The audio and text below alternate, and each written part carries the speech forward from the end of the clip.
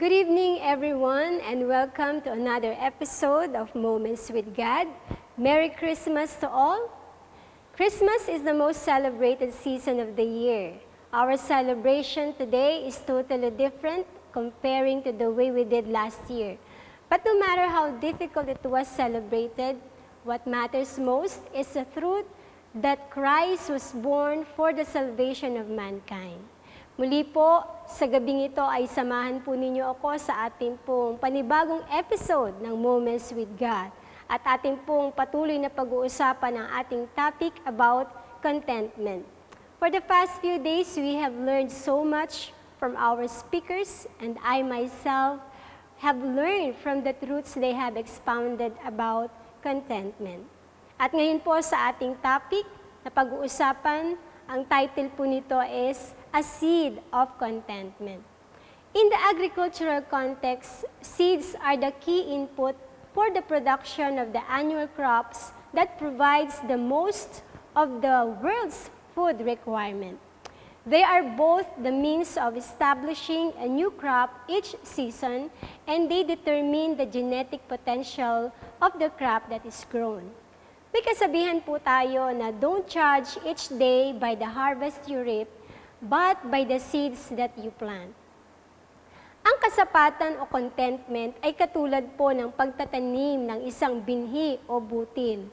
Sa magsasaka, napakahalaga ng binhi sapagkat ito po ang kanilang kasangkapan para makapag-supply sila ng pagkain sa mga tao. Ang ganda ng ani ay nasa quality ng binhi at nasa tamang paraan din ng pangangalaga ng magsasaka. Ngunit ang magsasaka ay meron din pong mga kalaban sa kanyang pagtatanim, gaya po ng natural calamities, ng mga bagyo na maaring maging kalaban nila, lalo na ang mga pestilences. Ngayon, ano po ang koneksyon ng binhi sa ating pag-aaral tungkol po sa contentment? According to Kashmiri proverb, a harvest of patience grows from seeds of contentment. Gaya ng katangian po ng isang butil o ng isang binhi, kapag ito ay binaon sa lupa, ito po ay kusang tumutubo at dumadami at magpuproduce uli ng panibagong binhi, magbibigay ng bunga. Kaya, saan po ba itinatanim ang seed of contentment? Basahin po natin ang sinasabi sa Lucas sa chapter 8 verse 15. Ngunit ang mabuting lupang hinasikan ng binhi ay ang mga taong nakikinig ng salita ng Diyos at iniingatang ito sa kanilang malinis at tapat na puso at pinagsisikapang sundin hanggang sila'y mamunga. Gaya po ng salita ng Diyos, ang binhi ay itinatanim sa pusong malinis at dapat. The seed of contentment doesn't grow overnight. It takes a long period of time. It takes patience and labor. Kaya ang magsasaka ay larawan ng katiyagaan dahil ang kapalit ng kanyang hirap sa pagsasaka ay pag-aani. Ngayon, ano po ang dahilan bakit itinulad sa seed ang contentment? According to Greg Laurie, contentment is a state of the heart. It is a condition of the heart.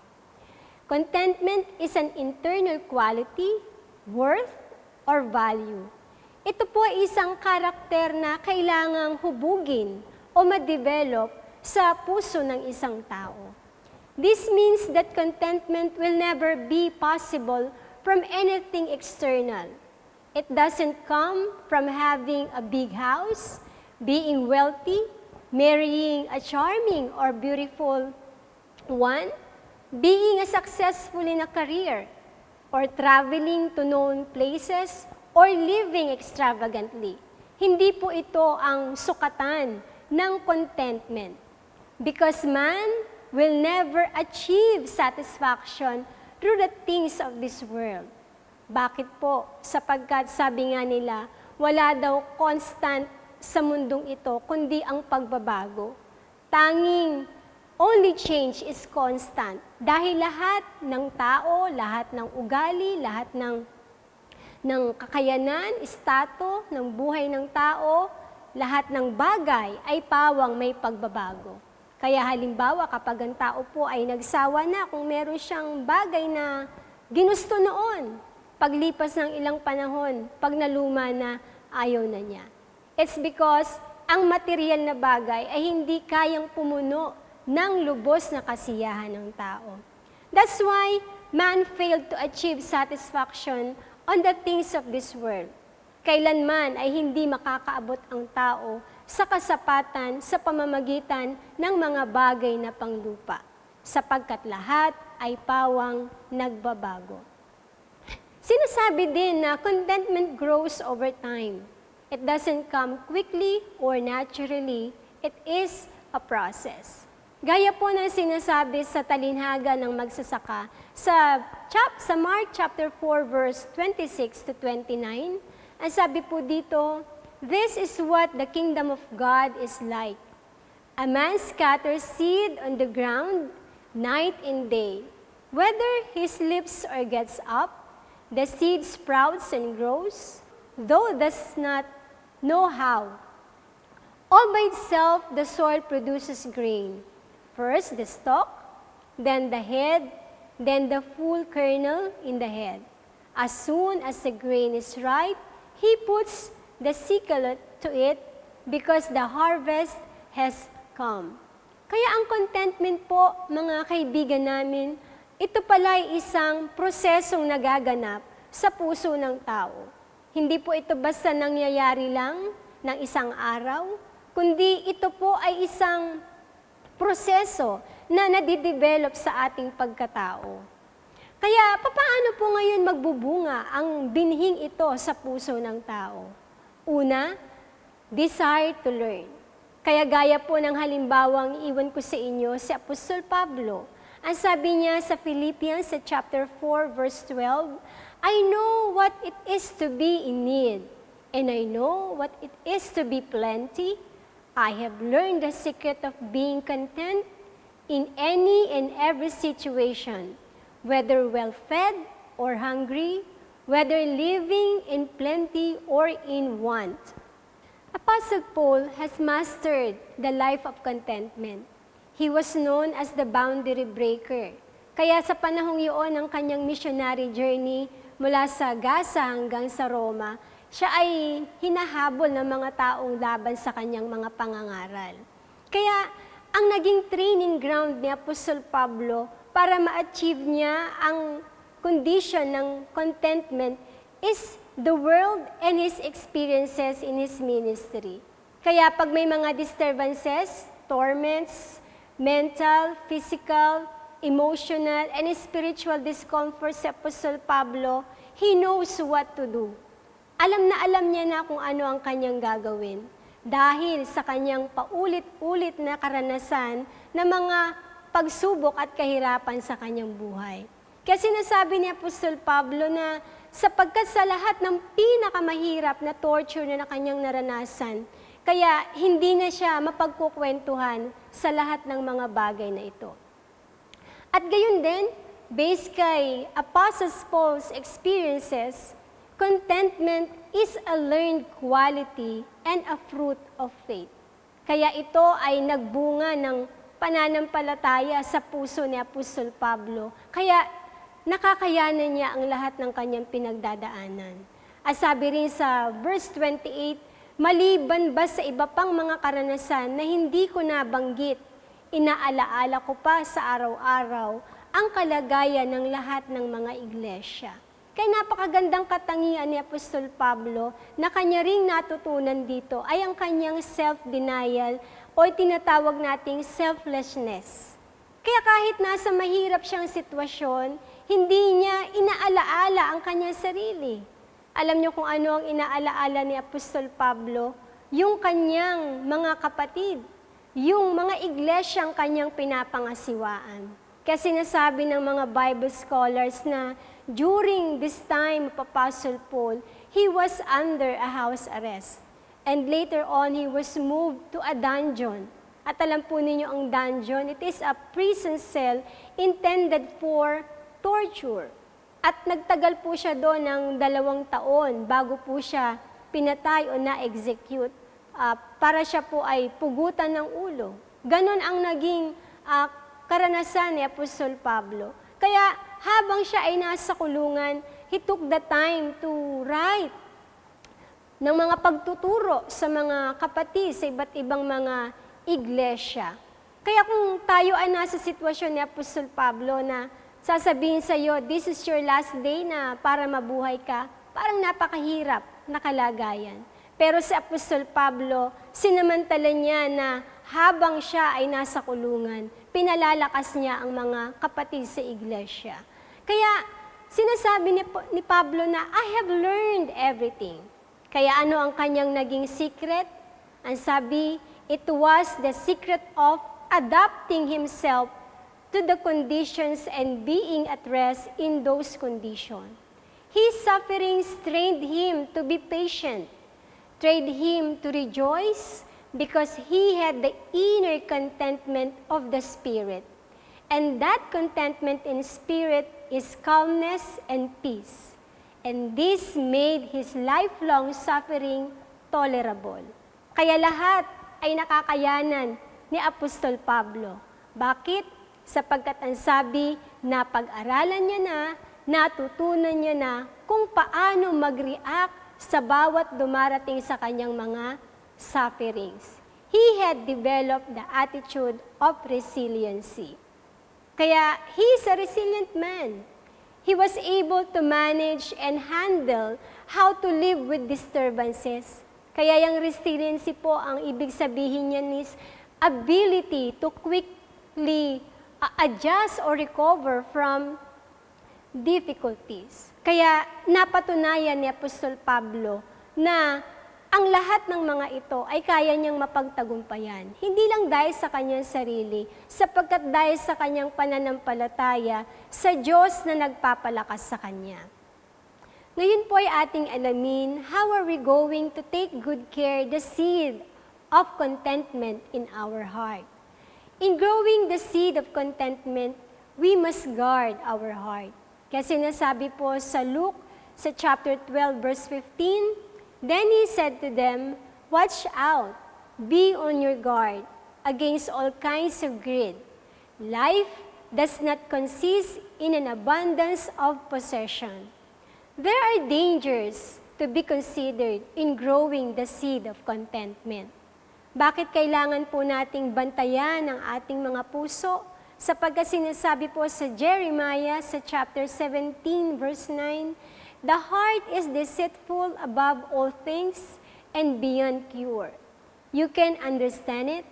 Dahil ang puso ng tao ay sadyang mahina, marupok. Ang puso ng tao ay madaling madaya. Kaya ang salita ng Diyos ay may warning, may paalaala sa atin. Ang sabi sa Luke sa chapter 21, verse 34, be careful, on your hearts will be weighed down with carousing, drunkenness, and the anxieties of life, and that day will close on you suddenly like a trap. The things that attract our eyes might hook our hearts to a trap. Ang mga bagay na maaring nakikita ng ating mga mata ay maging daan para ang tao ay masilo kung hindi niya mabantayan ang kanyang puso. At mahirap makawala sa mga bagay na maaring bumihag ng puso natin. Mahirap makawala sa mga bagay na maging trap sa ating mga puso. May tinatawag po tayong danger of deception. We oftentimes hear the expression nowadays, expectation versus reality. Dahil tayo ngayon ay nasa digital world, maraming mga bagay na pwedeng maka-attract ng ating mga paningin. Maaring kumuha ng ating atensyon at kumuha ng ating interes. Kaya sabi ng isang writer, contentment is one of today's rare commodity. Why? Because many people think life is a race that you must be the best at everything. Contentment is teaching us not to measure our lives by the standards of this world. Kasi sinasabi po sa Romans sa chapter 12, verse 2, "Do not conform to the pattern of this world, but be transformed by the renewing of your mind. Then you will be able to test and approve what God's will is, His good, pleasing, and perfect will." Hindi sa lahat ng pagkakataon ay kaya po nating tapatan ang iniaalok ng sanlibutan. Minsan ay pinipilit nating patunayan sa buong mundo, pinapatunayan natin sa ibang mga tao kung ano ang meron tayo at kung ano ang kaya natin. Hindi naman pong masamang patunayan ang ating mga sarili. Pero dapat matitiyak natin kung ano ba ang purpose o dahilan mo bakit gusto mong patunayan ang iyong sarili. Sapagkat may mga taong dahil sa pride ay hindi sila napapadaig sa iba. Kaya yun po yung sinasabi nating dapat ay aware tayo sa mga dangers na pwedeng dumaya ng ating mga puso. Also, contentment is teaching us to be ourselves, to be true to ourselves, embrace who we are. The invention of social media accelerated the mobility of the society. Maging ang pamumuhay at ang pag-iisip, pananaw ng tao ay nagkakaroon din ng pagbabago. At kung hindi natin mabantayan ang ating mga puso, instead na contentment ang ma-develop sa atin, ay baka inggit, kasakiman ang lumago sa puso natin. Lalo na ngayon na nakikita natin sa social media. Kaya maraming naiinggit sa mga magaganda nating nakikita sa social media. Pero actually, yung sinasabi natin na expectation versus reality, yung ini-expect mo pag nandyan na sa iyo, hindi pala yung totoo. Kaya there's a danger. What are those dangers?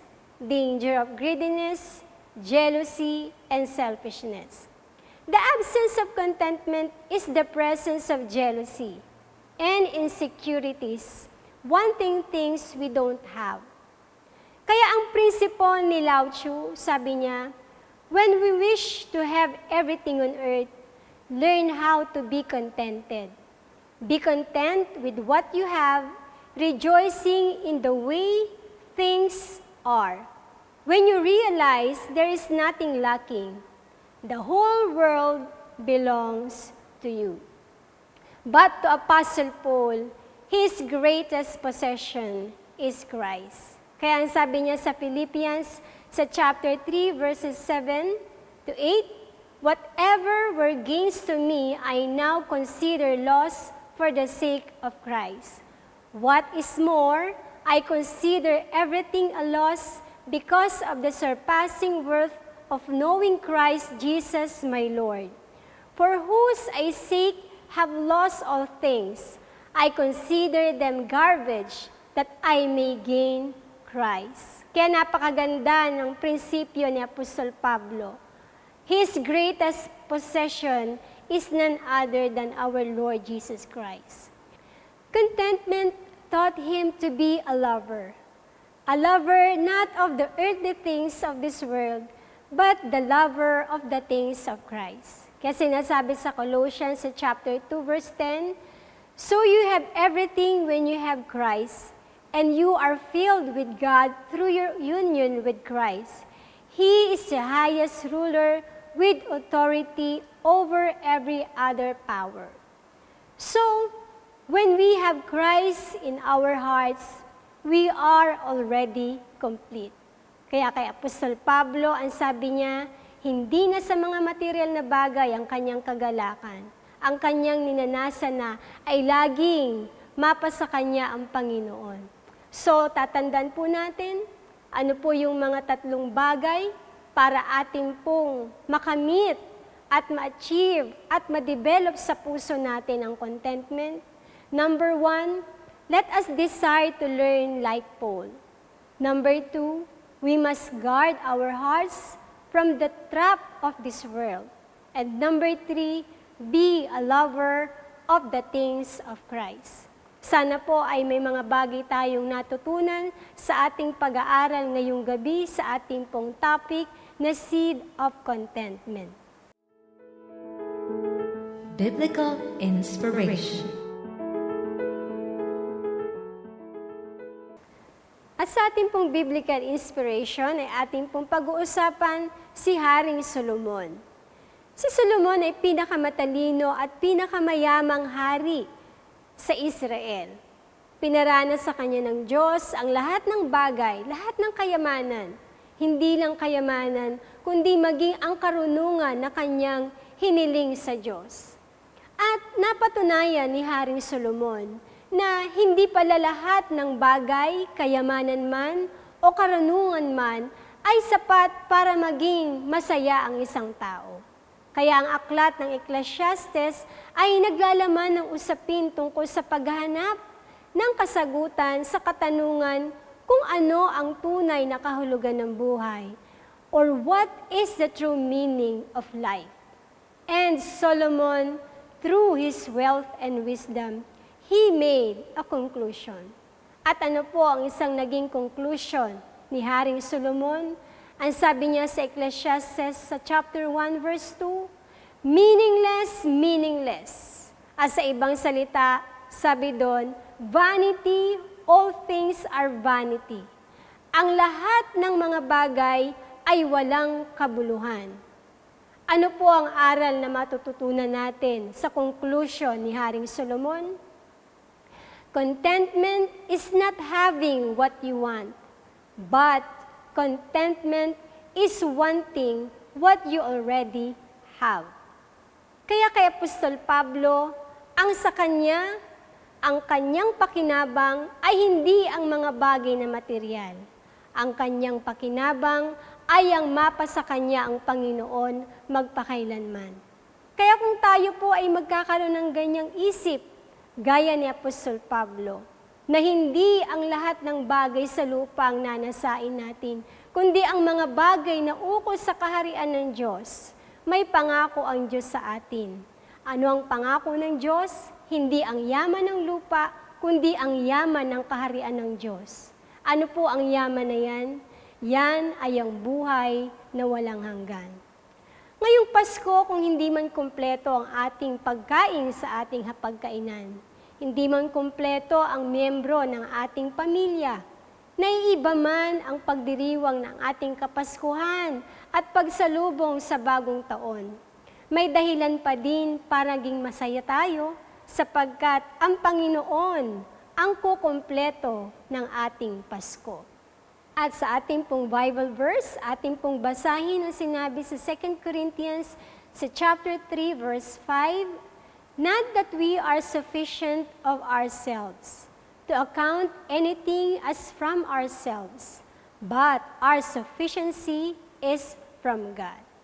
Again, on behalf of Moments with God family, I would like to wish everyone a blessed and Merry Christmas, good evening, and have happy moments with God. God bless you all. Thank you for watching Moments with God. If you enjoyed the video, click like and subscribe for more uploads.